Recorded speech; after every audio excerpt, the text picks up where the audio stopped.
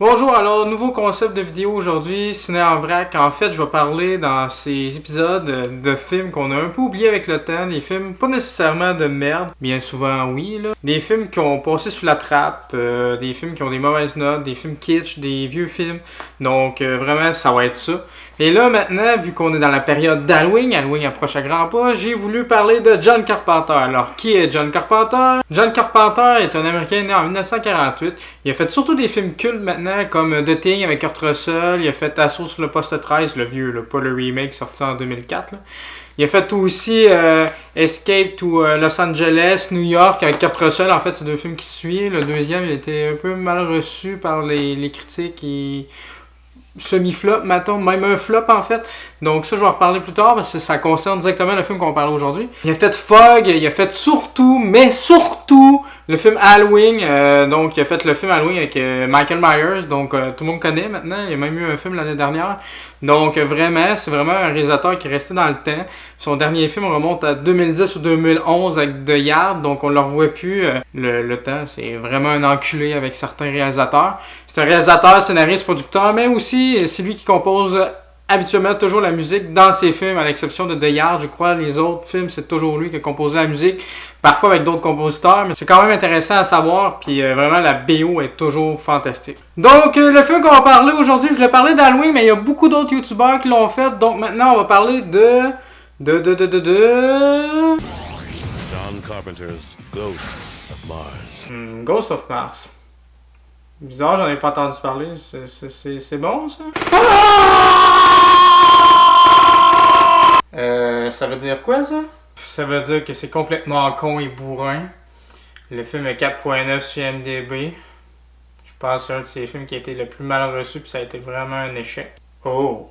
Donc, Ghost of Mars est sorti en 2001, réalisé par John Carpenter, scénarisé en partie par John Carpenter. La BO est faite en partie par John Carpenter, donc c'est vraiment un de ses films. Au départ, Ghost of Mars était censé être le dernier de la trilogie avec Snake Plissken. En fait, ça serait appelé Escape to Mars, avec le retour de Snake Plissken. En fait, Snake Plissken aurait pris la place de Désolation Williams, qui est dans le film Ghost of Mars, vous allez le voir. Mais le deuxième volet des aventures de Snake Plissken, ça a été vraiment un échec, puis donc il s'est pas aventuré là. Le studio n'était pas totalement convaincu par le projet. Tellement pas convaincu d'ailleurs que le film avait juste un budget de 28 millions de dollars. Pour un film de ce genre-là, c'est vraiment pas gros, là. Vous allez voir, c'est vraiment cheap. Donc, Ghost of Mars, ça se passe dans un futur quand même assez lointain, dans les 2100 qu'il y a des humains qui vivent sur Mars. Là, le film commence que des militaires trouvent une survivante dans un train menotté. On va la prendre, les gars. C'est un mauvais jeu de mots. Hein. La seule survivante, le lieutenant Mélanie Bayard, est comme convoquée dans une espèce de procès militaire de police pour savoir ce qui s'est passé avec son équipe parce qu'elle avait une mission, c'était ramener le prisonnier James Désolation Williams. Lieutenant Mélanie Ballard. Elle est officier en second d'une brigade d'escorte. Ils étaient chargés de transférer un prisonnier de la prison de Shining Canyon Mine à Christ, c'est-à-dire ici. Lieutenant Ballard est incarnée par Natasha Estrich, surtout connue pour pas grand-chose en fait. À la base, cette actrice-là, c'était une mannequin. Puis son premier film, c'était le film Species, qu'ils l'ont choisi sans doute pour ses... Ouais, ils l'ont pas pris pour ses talents d'actrice en premier lieu, tu sais. Où est le reste de votre équipe ainsi que votre prisonnier? Que s'est-il passé à Shining Canyon? Ce vendredi à 17h50, nous avons traversé une tempête de poussière dans l'extrême sud de la vallée. Donc on comprend très vite que tout le film, c'est l'histoire qu'elle raconte Mélanie Bayard au procès. Donc le début du film, c'est vraiment un énorme spoiler, tu sais déjà que c'est juste elle qui survit, fait. C'est complètement con. Pourquoi faire ça, première chose de même? C'est quoi, ils trouvaient ça intéressant de faire des flashbacks et tout ça, mais moi, je trouve ça vraiment... Puis vous allez voir dans ce film-là, il en manque pas de flashbacks, puis vous allez être écœurés, là. Donc son récit, en fait, le début du film, là, tu sais, commence quand ils s'en vont à Shining Canyon. J'espère que vous voyez la référence, tu sais.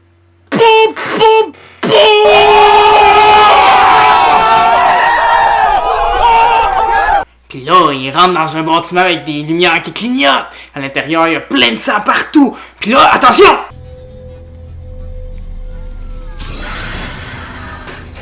Oh merde! Jericho!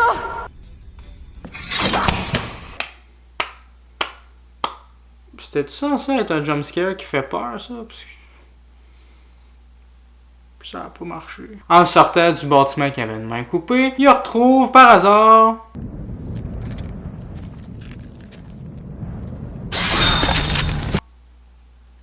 C'était censé encore faire peur. Ça a comme pas marché. Bon, en tout cas. Fait que là, lui, il compte ce qui s'est passé, ce qu'ils ont trouvé. J'ai failli te descendre. Qu'est-ce qui se passe?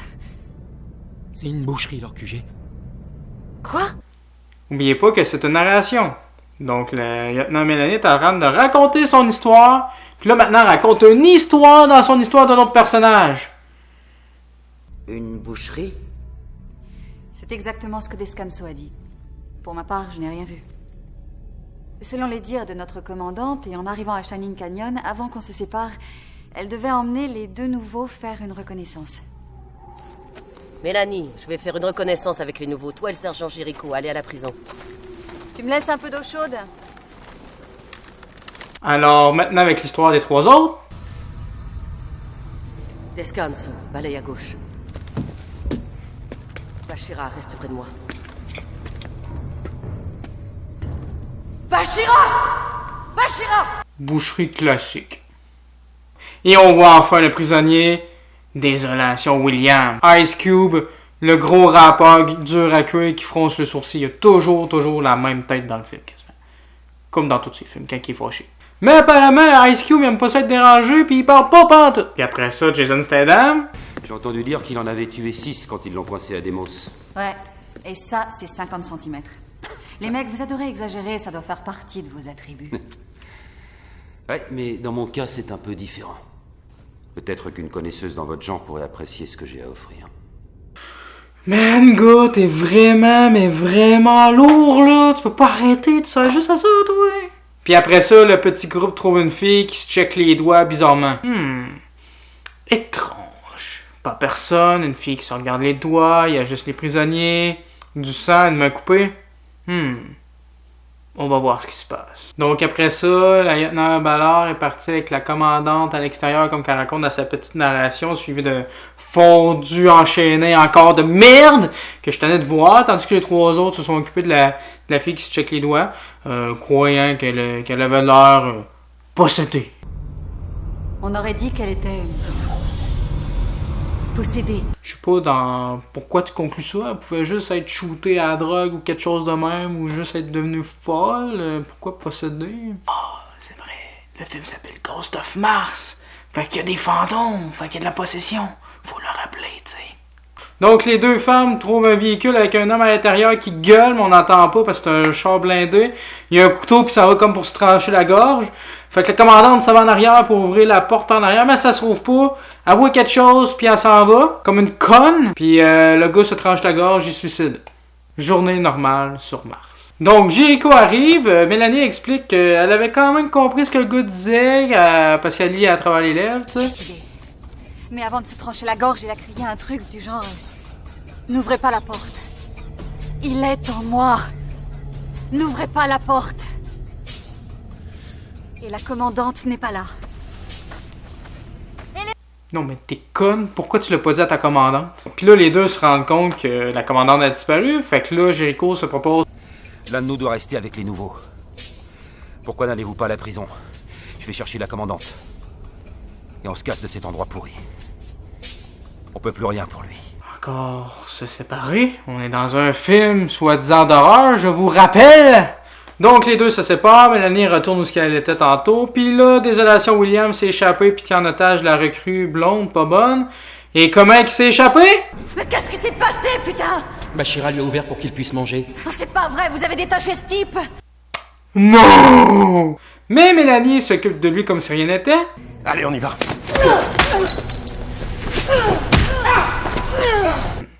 Pas mal. Mais après ça, elle laisse lui donner un coup de poing sur la gueule. J'adore ce genre de fille. T'es conne? Elle se réveille, puis les deux recrues lui disent qu'il s'est caché dans un bâtiment. Attention, Mélanie, derrière toi! Et là, ça fait paf, paf, et ça se bat, ça bastonne contre deux personnes cinglées, défigurées.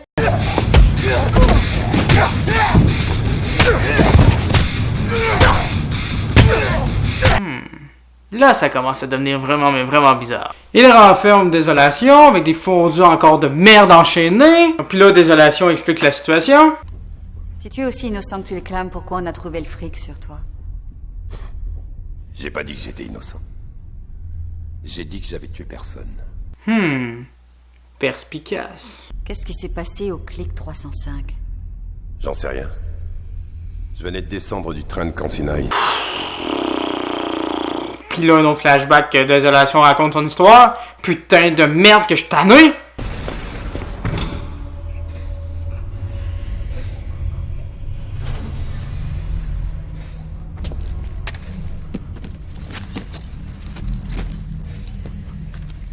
L'argent était posé là, alors tu l'as pris. Tu aurais fait la même chose. Puis là, après ça, on voit ce qui s'est passé avec Jericho. Oubliez pas que c'est Mélanie qui raconte tout à l'espèce de procès dans la grande ville du début. Donc là, c'est encore... Elle raconte son histoire. Puis là, elle raconte ce que Jericho lui a raconté dans le passé. Tout ce que je peux vous dire, c'est ce que Jericho m'a rapporté. Après la mort de l'homme dans le camion, Jericho est allé à la recherche de la commandante. Et on se casse de cet endroit pourri. On ne peut plus rien pour lui. Vous avez raison. Commandante Braddock!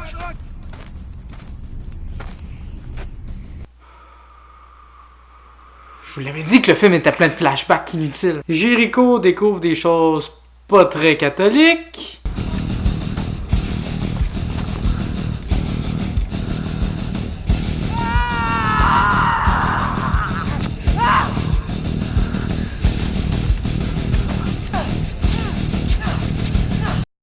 Et finalement, il trouve la commandante, ou plutôt sa tête. Je vous dis, cette scène-là, c'est le moment qu'un personnage a le plus de tristesse pour la mort d'un personnage. Puis elle connaissait d'eux maintenant! Mélanie s'en fout, tout le monde s'en fout. À chaque fois qu'un personnage va mourir, là, tout le monde s'en bat les couilles. Mais c'est encore pire. Jericho découvre une horde de personnes, les mineurs de Shining Canyon, complètement fous. C'est eux qui ont coupé des têtes, puis ils ont un chef.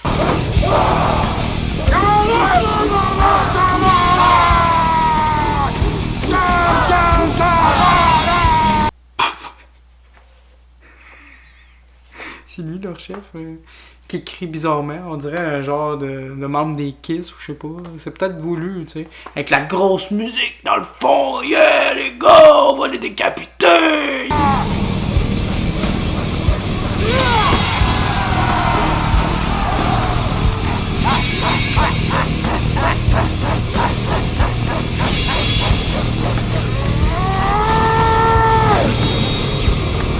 Jericho, ayant peur du gros rocker qui gueule comme un malade, que les autres font ça comme ça pour l'acclamer, décide de s'en aller tranquillement, puis appeler la lieutenante à côté des têtes coupées. Tu pouvais pas trouver une place plus discrète pour appeler, tu sais, t'es genre à quelques mètres d'eux autres. T'es pas bien brillant, Jason! Puis là, il y a une scientifique qui était prisonnière dans la place qui explique un peu la situation. Qu'est-ce qui se passe dehors? Dans les régions semi-arides sur la Terre, il y a certains organismes qui se développent dans des flaques d'eau que la pluie a créées. Quand les flaques s'évaporent, ces organismes n'arrivent pas à vivre ni à mourir, alors on dit qu'ils sommeillent sous la surface du sol, car ils se protègent du soleil jusqu'à ce qu'il y ait de nouveau de la pluie. Alors ils émergent. Voilà à peu près ce qui se passe ici. Soyez plus clair. Quelle que soit la forme de vie qu'il y avait ici, nous l'avons réveillée. Elle est en nous.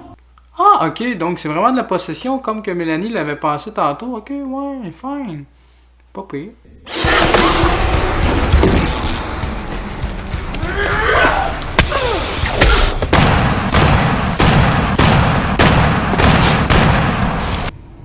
Mais ça s'est échappé de son corps.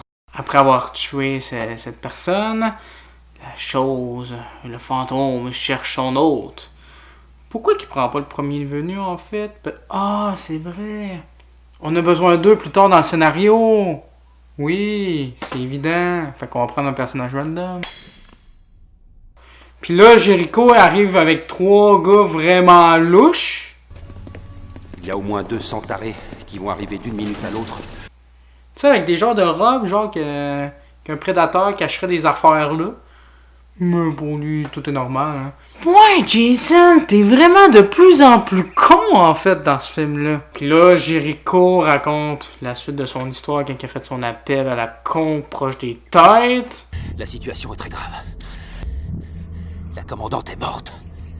Et à la mine, ils sont tous devenus fous. Dans le flashback de Jericho, il trouve les 3 gars louches, puis les 3 d'autres louches disent que c'est des mineurs, puis là, ils racontent leur histoire, qu'il s'est passé quelque chose à la mine, il y a comme une espèce de fumée qui les a envahis, qui les a transformés petit à petit, puis ceux qui n'avaient pas changé, ben ceux qui ont changé ont tué ceux qui n'ont pas changé. Attendez, là. Mélanie fait une narration, Jericho explique à Mélanie ce qui s'est passé, puis Jericho, il explique d'un gars, fuck all, qui explique ce qui s'est passé dans son passé. Donc, on a genre 3-4 flashbacks en même temps.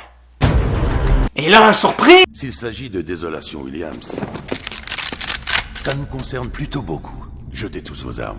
Ben oui, les 3 dudes louches étaient vraiment louches. C'est les amis de Désolation, puis là, ils libèrent. Mais les dudes louches sont cons. Du gâteau, oui. C'était mon plan, Désolation. Bravo, les gars. Vous avez tous rentré dans la prison. Fait que là, Mélanie a fait... Je veux que tu me donnes ta parole. Que si j'ouvre cette porte, toi et tes sbires, vous serez sous mes ordres sans les discuter. Elle est maintenant la chef de toute la groupe, même des criminels. Puis elle fait même... Je suis pas aussi gentil que Désolation. Et à l'occasion, je te tailladerai les nichons. Qui c'est la chef ici? Putain! Qui c'est la chef ici? Toi! Soumettre le gros tas de muscles. Ouais. Cette scène-là, en fait, j'ai trouvé intéressante parce que c'est là qu'on voit que Mélanie, c'est vraiment une leader qui voulait pas l'être avec la conversation de la commandante au début. Elle voulait pas... Elle voulait pas prendre des commandes. Fait que là, elle s'est retrouvée malgré elle prendre des commandes. Puis là, il faut qu'elle sorte vraiment son caractère de leadership. Puis là, on voit vraiment que c'est une femme forte dans ce... On l'avait déjà vu, mais là, on le voit encore plus que c'est une femme forte, indépendante, puis solitaire dans cette scène-là. Elle met à terre un gros gars, puis il soumet... Fait que ça, moi, j'ai trouvé ça vraiment intéressant. Donc, le personnage de Mélanie est quand même bien développé, malgré tous les points faibles que je dis depuis tout à l'heure. Et puis là, on retrouve la scène badass des films d'action. On prépare l'équipement avant la grosse scène d'action.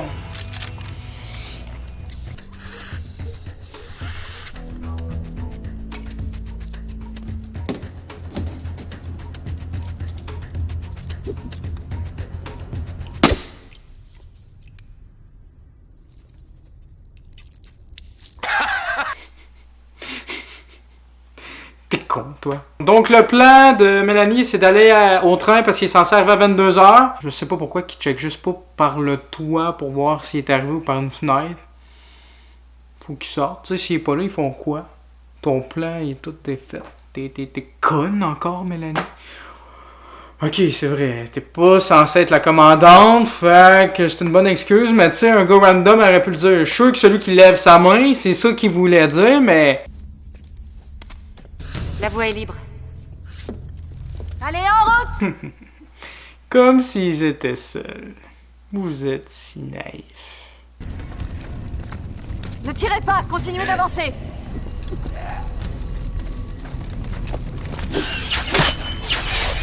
Courez!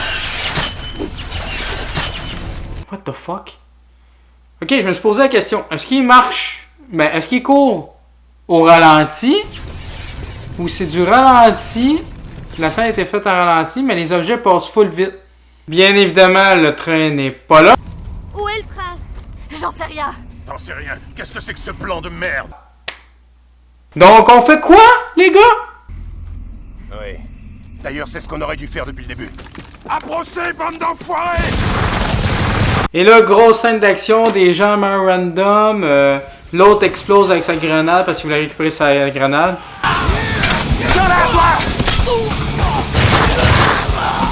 Ça fait 2 fois que je te sauve la vie! Ouais, bah fallait compte!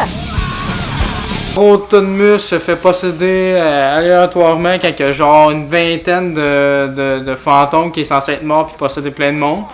Techniquement, tout le monde devrait être possédé rendu là, mais non, il y a juste lui parce que scénario! Sinon, c'est trop...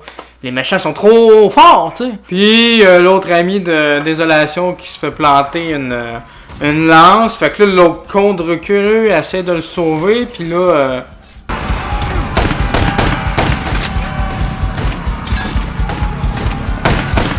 Attends, quoi?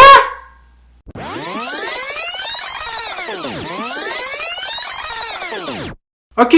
Le gars par un bras, il a pas de réaction à sa perte de bras, puis il continue à tirer, là. Man, c'est Rambo, ce gars-là! Ça doit être un de ses descendants ou quelque chose? Ah ben non, il est mort comme un caca. Tu sais, même le gars qui s'est coupé le pouce, qui était shooté à la drogue et tout, il a eu plus de réactions que lui, puis lui il a perdu un bras, puis il continue à tirer comme un badass, puis c'est rien qu'une recrue de merde. What the fuck, man? Uno était ton frère? Oui. Ah, le gros tas de muscles, c'était ton frère. On s'en bat tellement les couilles, t'as même pas de l'air d'être triste pour lui. Jason Statham était plus triste pour sa commandante que toi tu l'es envers ton frère. Les personnages meurent tellement de façon random là, dans ce film-là. Là. Ça n'a pas de bon sens, tout le monde s'en fout. Là. Et puis là, enfin, le vrai début du scénario arrive. J'étais dans la mine quand ils ont reçu l'ordre d'arrêter de travailler. À cause d'un article 740, c'est-à-dire à cause d'une découverte scientifique. Avec le scientifique qui décide enfin de raconter l'histoire, qu'elle a trouvé une espèce de mine qu'on creusait trop loin, puis ils ont libéré les Martiens qui possèdent maintenant les humains qui vivent sur Mars. Fait bizarre, elle disait que le tunnel avait été fait par des humains il y a bien longtemps. Mon Dieu. Comment c'est possible s'il n'y avait pas d'humains avant? Qu'est-ce que c'est que ça? De toute façon, on s'en fout, il n'y aura pas de suite à ce film-là, puis tout le monde s'en fout. Et qu'est-ce qui arrive maintenant? Chose inutile? Vous voulez en venir où? C'est assez douillet. Ça vous tente? Putain, Jason, t'es vraiment, mais vraiment fatigant, t'es vraiment lourd, man. Tu vas-tu lâcher prise? Ah, d'accord, nice, mon gars. Mais par contre, sont interrompus. Non, mais toi, là, t'es la reine, mais la reine des connes dans le gros, man. Tu le sais, quelqu'un va se faire posséder si tu le tues. Pourquoi tu l'as tué? Il est enfermé. Contre toute attente, c'est Mélanie qui est possédée par le fantôme martien. Pourquoi avoir décidé que c'était Mélanie qui était possédée par le fantôme quand on sait que c'est elle la seule survivante du groupe? T'aurais pas pu faire ça sur un autre personnage puis le laisser en vie comme tu vas faire avec Mélanie? On aurait au moins eu un peu plus de suspense, là on s'en fout, on sait qu'elle va pas mourir, on sait qu'elle va pas se transformer en martien en se défigurant la face puis en faisant rah rah rah rah. Pourquoi tu fais ça, film? Ça apporte rien. Puis là, le groupe décide de laisser le corps de Mélanie en train de se faire posséder dehors. Pourquoi? Ah ouais, l'autre conne, elle pourrait décider de tirer dans la tête puis quelqu'un d'autre se ferait posséder. Enfermez elle plutôt calée qu'elle fouine la merde parmi le groupe puis elle fait tuer tout le monde. Elle est conne. Puis là, il la met dehors. Là, c'est là que c'est bizarre. Jason, il a pas ses lunettes. Depuis le début, quand il est dehors, il a ses lunettes. Puis là, il a pas ses lunettes. Mélanie non plus. Ça va perturber ses habitants. Attends. C'était pas censé être ça, genre leur masque, parce que le film manquait de budget. Fait qu'ils ont fait juste des lunettes. Ou pour facilement reconnaître les personnages, vu qu'ils sont tout le temps dehors. Ouais, je comprends plus rien. Faut continuer. Mais avant de partir, Jason décide d'y donner une petite drogue qu'elle avait dans son pendentif. Parce que, tu sais, tant qu'à mourir avec des beaux rêves. Et puis là, Mélanie a d'étranges visions de la vie passée du martien qui l'habite. Elle voit une espèce d'animation 3D dégueulasse, faite en PlayStation 1 quasiment. Puis on se rend compte que c'est le gros méchant qui gueule cette animation 3D dégueulasse là de la PlayStation 1. Ouais. Puis là, elle voit encore de l'eau. Puis finalement, elle crache l'essence du martien. Et là, Mélanie se réveille complètement humaine, totalement normale, toute seule. Sans fucking lunettes, sans fucking gugus là. Comment qu'elle fait pour respirer sur Mars puis se promener comme ça? Comment qu'elle fait? Elle réussit à rentrer à l'intérieur, elle explique ce qu'elle a vu, puis finalement, le train est là, donc faut partir. Mais là, les Martiens attaquent. Merci Mélanie, t'as donné une bonne idée aux Martiens de passer par le toit avec une corde. Félicitations. Et là, une autre grosse scène d'action. Poussez-vous!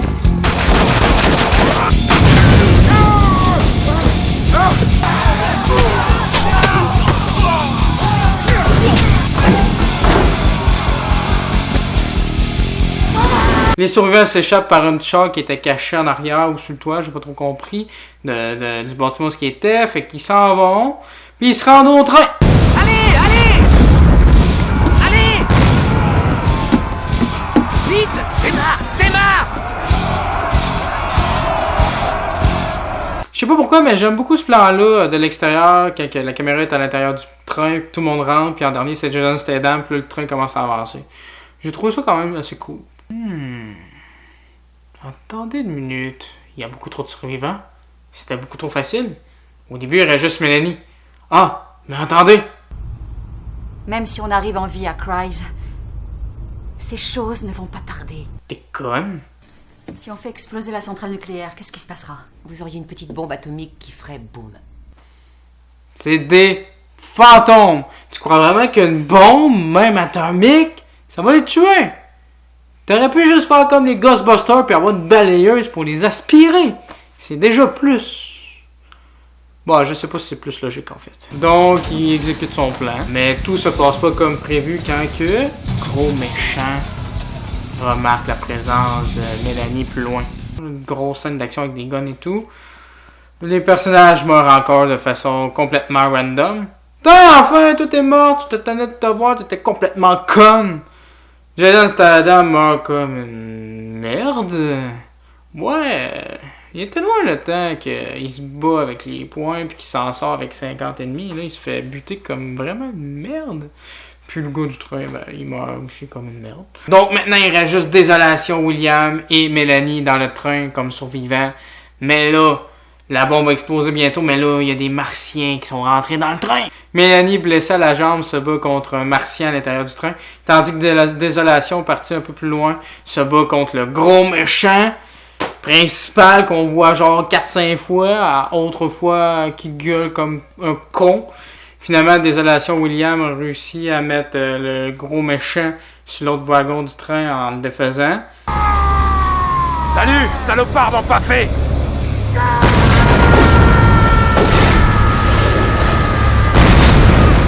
Mais Désolation, sachant que Mélanie s'est rendue son amie puis qu'elle connaît toute l'histoire, l'attache puis il s'en va.